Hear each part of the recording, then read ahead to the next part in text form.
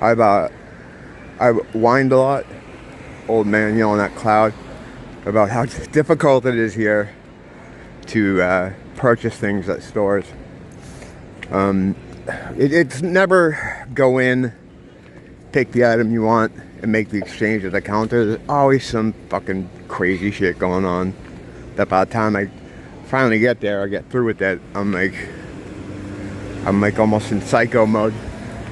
There's this thing here where I've never seen before anywhere else, and it's not like a racial thing, you know. It's a Caucasian guy had just done it this time, but you'll go to the counter, right, to buy your shit, and like you'll notice there'll be like a Pepsi can or something there, and you can't make your purchase, because what happens is people go in, right, and they shop from the counter.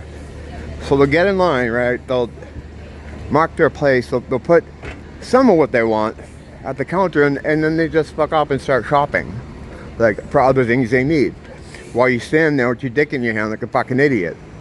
And the people behind the counter, they don't know any better, you know. They don't know to say, hey, I'll take you, put this guy's stuff to the side. So you have to wait until they're done, man. I saw a guy do that with the self-checkout thing the other night over at Long's, you know. And sometimes they decide as they're buying things, like, I don't know if I want this, or because no one can do math, they're like, oh wow, I have a little extra money, maybe I can get this, and they'll just leave it there, you know. So like you're waiting in line, but now there's not even people there. You're just sitting there looking at some of their items. That was just going on back there. And then beyond that, there's just some other crazy shit going on around. I was just sitting there like, I just want to get a fucking pack of cigarettes and a drink and leave. I have the money in my hand. Okay, I'm not gonna continue yelling at clouds here. I did a video yesterday about Geddy Lee's new book, and Satan made a good point early on. He's like, what the fuck, what even is this channel anymore? The reason I do some music stuff, well, there's a couple reasons. I like to just get away from the regular intensity of most of the stuff I usually cover or talk about.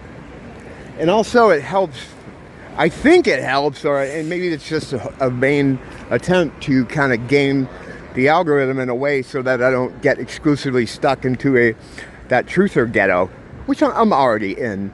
And I know I'm in, because when I started the second channel, the music review channel, the place to put all the stuff I did that's music related, when I search for myself, I don't come up. So that at the very least says that I'm shadow banned. And when I search for myself on like Google or something, the music channel comes up, but this one doesn't. And I mean, I'm not surprised. You know, I talk about a lot of naughty stuff. You know, human trafficking, the JQ, race realism.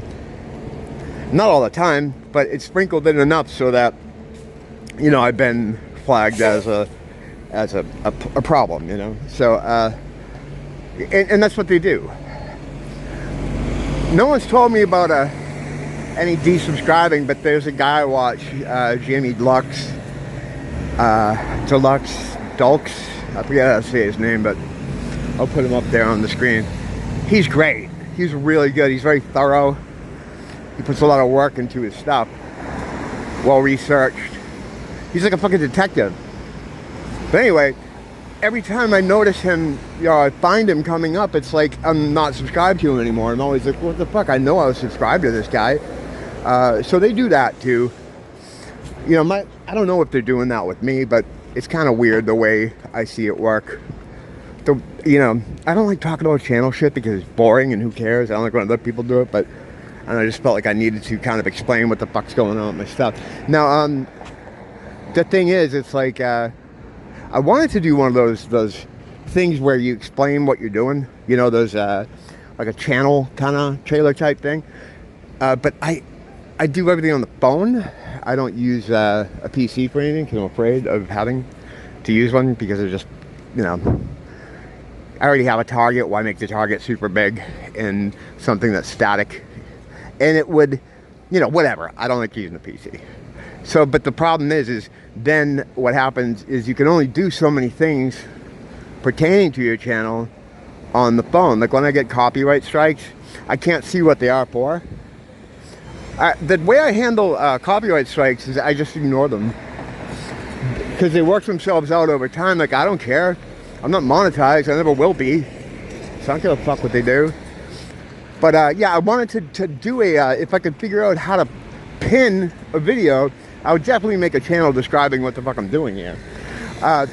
For me, it's just what it says on the fucking description, Spiritual War Correspondent. Basically, I kind of just comment on the madness of the world using my ability to perceive things that a lot of other people have. I'm a seer, S-E-E-R, and S-E-E apostrophe E-R. Spelling, you know, it says everything in the words. But yeah, so basically I kind of tie what's going on here to the spiritual world using the experience I have in occultism or metaphysical science, esoteric knowledge, and I try to explain what's actually fucking going on with it. Sometimes I do stray from that and I get caught up in, you know, nonsensical things that have nothing to do with that. But again, I think that's good as far as whatever algorithm god they have out there. I don't care about being seen more. I just want to avoid being put in a certain ghetto. It's not even because of, you know, people don't get to see you. I don't care about that. I just don't want to be on yet another list. You know what I mean? I mean, yeah, on the one sense, in the one hand, I'm on all the lists probably at this point. But if I have a hand to play in keeping myself off the YouTube one, you know, I'd rather not be on every list. I mean, I don't know if it's avoidable. But yeah, so sometimes I change it up. But I have noticed I've strayed a lot. Like when I first started this channel, there was a lot of experimentation. I would do like scientifically kind of based metaphysical experiments, what some people would call magic, where I would try to manifest things or do stuff, and I'd keep track of it through the videos. Just a lot more stuff like that. But as things have gotten increasingly insane out here, my attention is often pulled in a different direction. I never really had any significant experiment that turned out great. You know, some of them did, but they weren't things you can really show someone. A lot of the stuff is internal, and it happens on a level that sometimes that only is perceivable by you. You have these intuitive feelings that you know it's worked or it's working, but it's really weird. It's hard to articulate that in a video. It isn't like showing someone how to build a shed, or maybe even like a more straight scientific experiment, like, you know, how to do whatever, how to dissolve a fork in liquid. You know, it's not like that. It's you know, it's hard to articulate a lot of this stuff. But that's basically what it is, Spiritual War Correspondence, using my experience and my background and some of the other weird issues or schools or concepts or paradigms that apply to what's going on here, and then try to make sense of it. A lot of stuff I talk about, it's just theory. You know, I don't feel like I feel like I don't make that clear enough, because I'm afraid people will, you know, I've had a few people be like, yeah, you shouldn't be, you know, trying to teach people this unless, you know, no, I'm not trying to teach anybody anything, you know. I'm just saying what I think, my perspective. And I usually work it out with those people. Like anytime I get someone who comes on and is negative in the comments, I usually try to turn it around, because that's the best thing to do. And I have pretty much done that. You know, when I started this a couple years ago, I was like, oh, I'm gonna get so much shit for doing this. No, not at all. It's really cool, and it's funny to this day. Still, I'll be on my phone and I'll look. I'll get the notification that I got a comment on the channel, and right away it's like dread, like, oh boy, what's this gonna be? And it's always good. It's always either complimentary or encouraging or thankful. It's great. Like, and I've had that since the very beginning. Like, the only reason I'm still here is because when I first started doing it a long time ago, just on a whim, I got so much good feedback that it encouraged me to keep going. So I'm very lucky and blessed that way. But still, because I'm used to people shitting on your stuff. I mean, I've always done stuff sort of for other people's consumption. I was a musician for many years. And, you know, so what you're doing is you're creating something that is intended for other people to see or review or to give their 2 cents on. And a lot of times what people do is they don't really, it's not the quality of the work or your art or whatever it is. It's kind of a lot of jealousy and like weird kind of bullshit, a lot of womanly shit, like a lot of guys sniping at you because people just don't like to see you do anything. And the weird thing is usually, come to find out, it's people you were really close to or friends, you know, that you thought people were your friends. At least this is how it was in the music scene, right? So having a lifetime of that, I mean, I started performing in church halls and shit when I was 15. I started playing on the club scene for real, not dive bars, mind you. The club scene, like big clubs. I happened to be lucky enough to join a band that was already sort of happening. So that's really when I started, like 17, 18. I don't consider the bingo halls and shit before that really doing it. That's just practice. But up until, you know, what, 10 years ago? When I kind of stopped performing live. I moved here, I haven't performed at all here or released any music. The only music I've been involved with, really, and it wasn't even new music, it was just putting together a best of thing for one of my bands, which I didn't have to add new music to. I just picked the tracks to go on it and the artwork and shit like that. It wasn't anything really creative. How you doing, man? It was just more like assembling it's kind of creative, I guess, assembling a compilation, track listing. It's funny, I when I was doing it, putting this together, I emailed some of the other guys to ask if they wanted to be involved in some way, help me pick the track listing or the album artwork, and nothing in response. That's kind of how they always were, though. Those guys are like that. I didn't take it personal. It's just kind of funny. Like, they just, it really is who you surround yourself with, you know, as far as how far you're going to get doing anything. On the one hand, it is kind of cool, though, because I got to make the majority of any of the artistic decisions. I always pick the album covers, track listings, songs.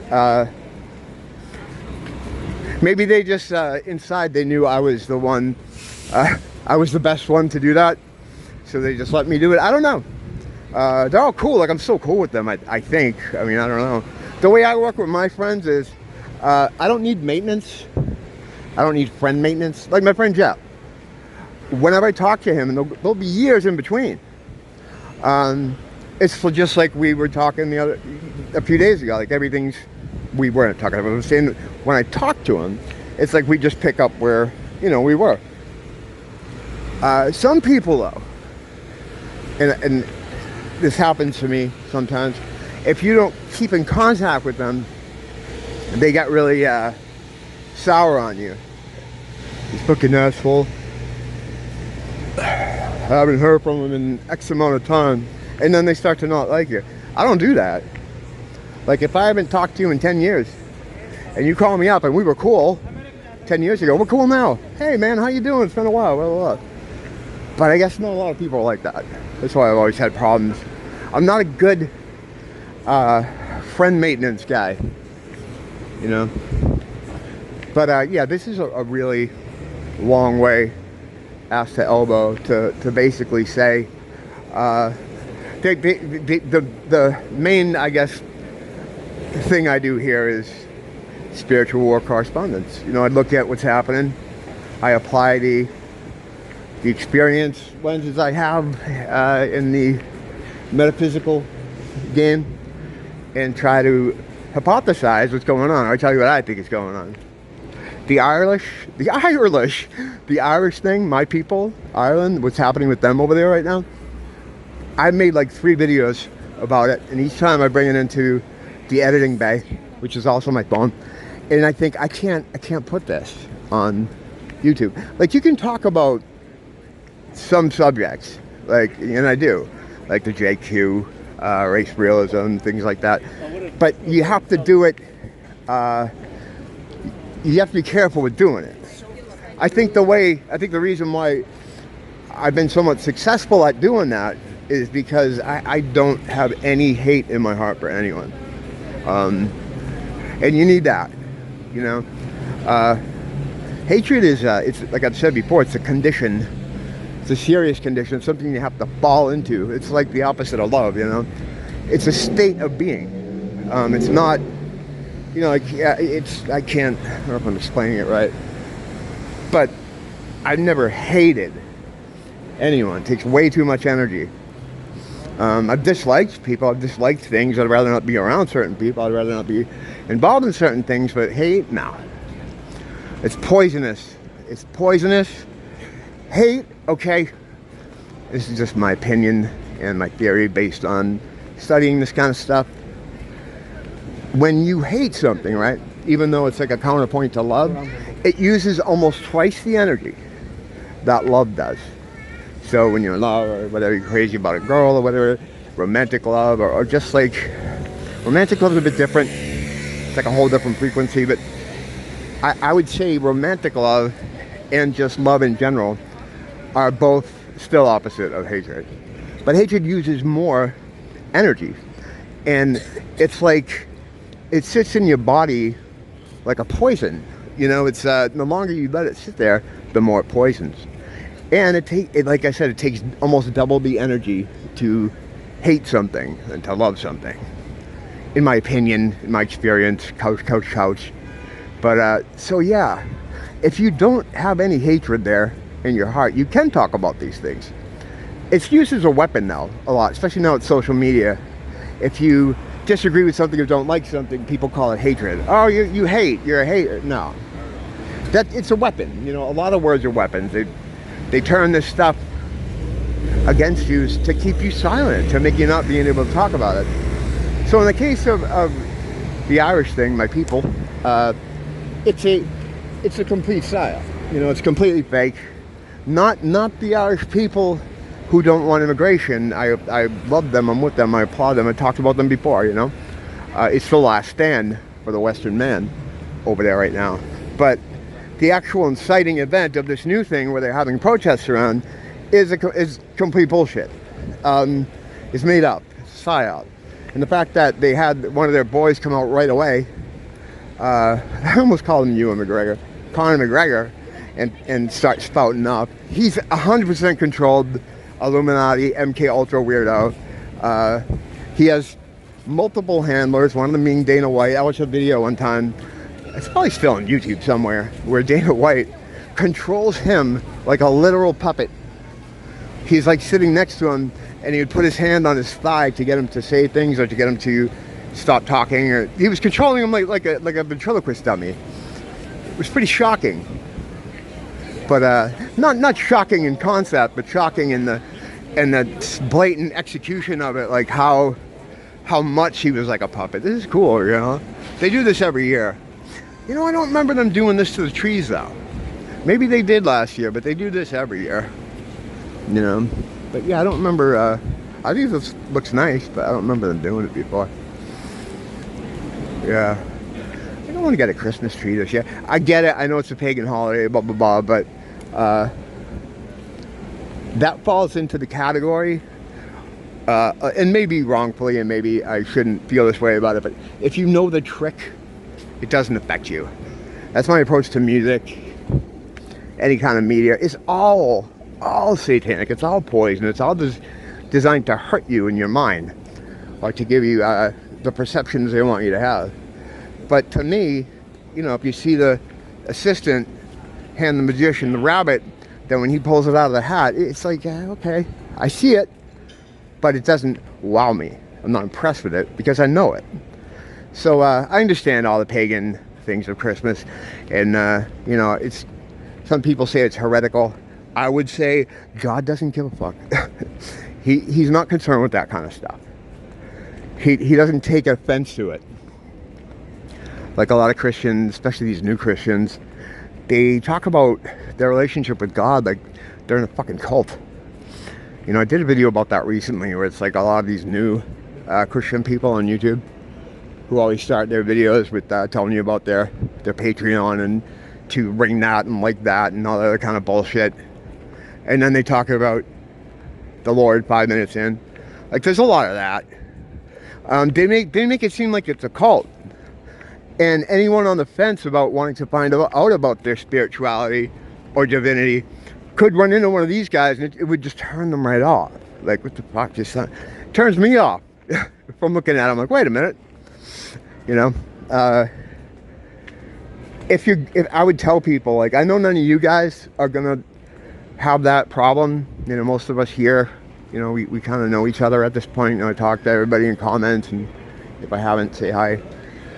We got our own little group here that wouldn't fall into that problem. But if I could tell people that are looking to explore their divinity or spirituality, whatever, I'd tell them not to get hung up on one guy or one girl and kind of look around, you know, try to watch a lot of them. The problem is on YouTube, a lot of them are I mean, you know, they're all gatekeepers, man.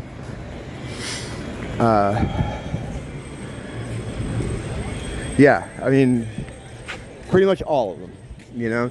If they're not, right, if they're not a gatekeeper or a plant, then you haven't heard of them. You know, they have like 100 subscribers, like me, or whatever, you know.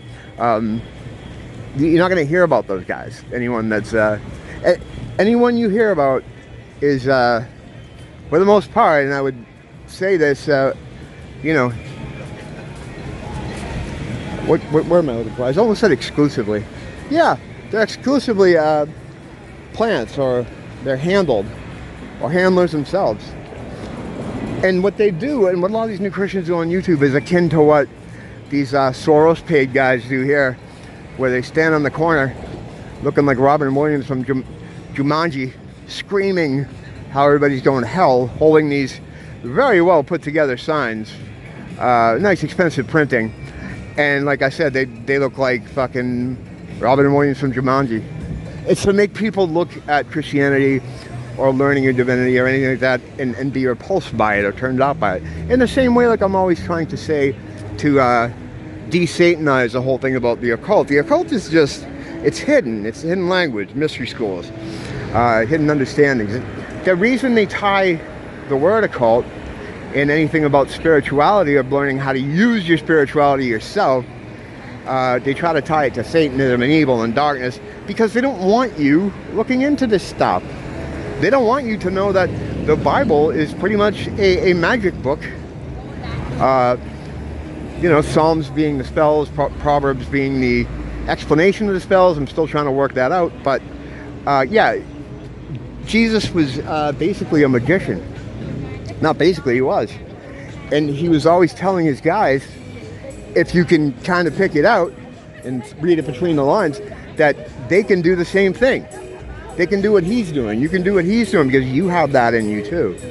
You know, we all have God in us. You know, we're all connected in that way. We're all able to do these great things that he did. These miracles he would do is just a common state of what we are. You know, we're the same thing as him. But they don't want you to know anything about that or thinking about that at all in any way. So that's why when you hear anything that has to do with metaphysics or the occult, especially that word, they want you to conjure up images of the mean red man and mean Mr. Mustache and mean Mr. Red Man Mustache.